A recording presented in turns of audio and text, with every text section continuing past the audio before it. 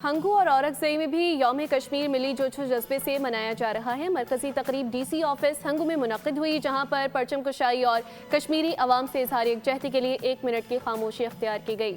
मज़ीद तफसीलात जानते हैं हमारे नुमाइंदे मंजूर खान से। जी मंजूर।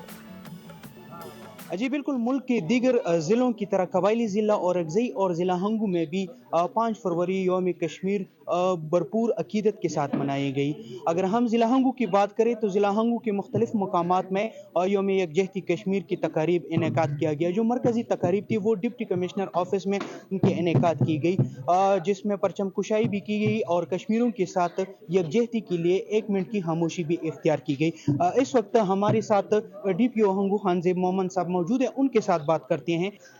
ये जो आज प्रोग्रामात आपने देख लिए तो वो इसमें मुख्तलिफ हंगू के जो तकरीबन सारे कम्युनिटी के लोग मौजूद थे और हम सब की तरफ से हम ये वादा करते हैं कि इंशाल्लाह कश्मीरी अवाम अपने आप को अकेला ना समझे, हम उनके साथ हैं और हमारी ये जदोजहद जो है ना हमेशा के लिए जारी रहेगा।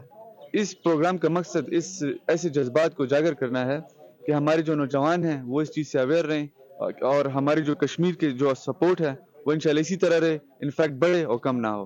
Thank you sir. जी बिल्कुल, आप लोगों ने शहरियों और ख़ासकर DPO हंगू और असिस्टेंट कमिश्नर हंगू की बात आप लोगों ने सुनी। उनका यही कहना है कि जितनी भी पाकिस्तानी हैं वो हमारे कश्मीर भाइयों के साथ खड़े हैं। उन्होंने यही मुतालबा किया अक़वाम मुत्तहिदा से कि कश्मीरियों को अपना हक दिया जाए। सब्सक्राइब करें और बेल दबाएं ताकि कोई खबर रह न जाए।